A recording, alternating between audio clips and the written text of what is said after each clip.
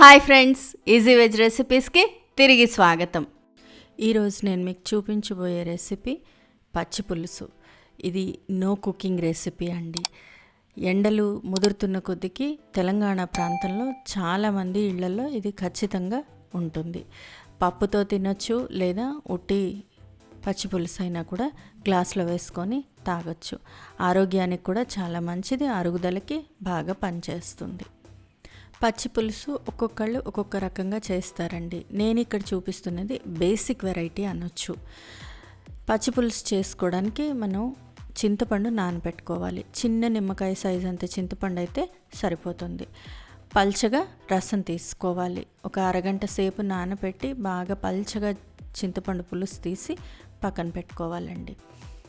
సన్నగా ఉల్లిపాయలు తరుక్కోవాలి. అలాగే పచ్చిమిరపకాయలు సన్న ముక్కలైనా చేసుకోవచ్చు, లేదా ఇలా స్టవ్ మీద డైరెక్ట్గా పెట్టి కొంచెం కాల్చుకొనైనా కూడా చేసుకోవచ్చు.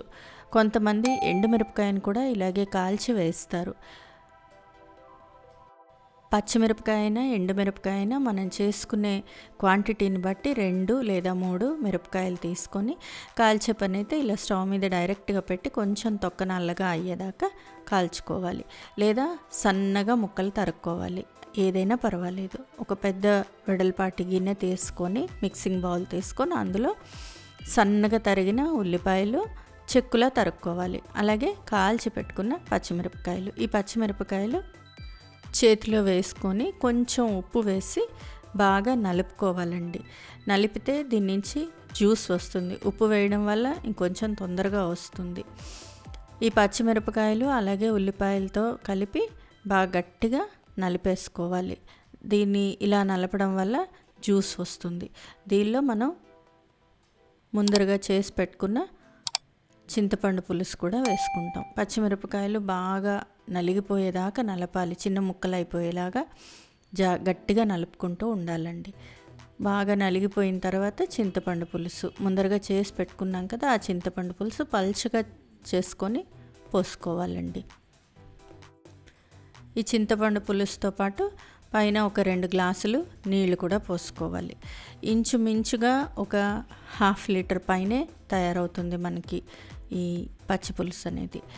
చింతపండు పులుసు వేసిన తర్వాత మళ్ళీ ఒకసారి ఉల్లిపాయలు చింతపండు పులుసు బాగా కలిసేదాకా చేత్తో నలుపుకొని అప్పుడు మళ్ళీ పైన 2 గ్లాసులు నీళ్లు పోసుకొని రుచికి సరిపడా ఉప్పు వేసేసి కొంచెం బెల్లం ముక్క కూడా వేసుకుంటారండి. అంటే చింతపండు పులుపు తగ్గడానికి బెల్లం ముక్క పనిచేస్తుంది అనమాట. అది అలాగే దానిలో కొంచెం కొత్తిమీర కూడా ఒక 1/2 కప్ దాకా కొత్తిమీర కూడా వేసుకోవచ్చు. దీనిలో పైన తాలింపు వేసుకోవాలి. నూనె వేడి చేసుకొని ఇందులో 2 లేదా 3 ఎండుమిరపకాయలు వేసుకోవాలి. తర్వాత ఆవాలు జీలకర్ర 1/2 టీ స్పూన్ చొప్పున వేసుకోవాలి. అలాగే ఒక 1/2 టీ స్పూన్ పసుపు, ఆవాలు జీలకర్ర చిట్పట్లాడుతున్నప్పుడు 4 లేదా 5 కరివేపాకు. ఇవన్నీ బాగా వేయించుకున్న తర్వాత ఈ వేగిన తాలింపుని తీసి పచ్చి పులుసులో వేసి కలిపేసుకోవాలి. ఇంతేనండి, పచ్చి పులుసు ఇంత సింపుల్గా చేసేసుకోవచ్చు. కొంతమంది దీనిలో ధనియాల పొడి వేస్తారు, కొంతమంది ధనియాలు పల్లీలు కలిపి పొడి చేసి వేస్తారు. కానీ బేసిక్ మాత్రం ఇంత సింపుల్గా ఇంతే చేస్తాము. దీనిలో కొంచెం ధనియాల పొడి కూడా వేసుకోవచ్చు, చిన్న రుచి కోసరంగా ఒక 1/2 టీ స్పూన్. నేను అది కూడా వేశాను. ఈ పచ్చి పులుసు పప్పుతో పాటుగా సర్వ్ చేయొచ్చు, లేదా ఉత్తినే గ్లాస్లో పోసుకొనైనా కూడా తాగొచ్చండి. ఎండాకాలం కడుపుకి చలవగా ఉంటుంది. ముఖ్యంగా ఎండాకాలంలో శరీర వేడి తగ్గించడానికి, అంటే బాడీ టెంపరేచర్ని బ్యాలెన్స్ చేయడానికి ఇది బాగా ఉపయోగపడుతుంది. అలాగే గట్ హెల్త్కి కూడా చాలా మంచిదండి. ఫ్రెండ్స్, ఈ రెసిపీ మీకు నచ్చినట్లయితే మీరు ట్రై చేయండి. మీ ఇంట్లో వాళ్ళకి టేస్ట్ చేసి చూపించండి. ఎలా వచ్చిందో నాకు కామెంట్ బాక్స్లో కామెంట్ చేయండి. ఫ్రెండ్స్, ఈ వీడియో మీకు నచ్చినట్లయితే ప్లీజ్ లైక్ చేయండి, షేర్ చేయండి. ఛానల్ సబ్స్క్రైబ్ చేసుకొని వాళ్ళు ఛానల్ సబ్స్క్రైబ్ చేసుకోండి. ఆ బెల్ ఐకాన్ క్లిక్ చేయడం మాత్రం మర్చిపోకండి. మరో మంచి రెసిపీతో మళ్ళీ మీ ముందుంటాను. అంతవరకు సెలవు మరి. బాయ్.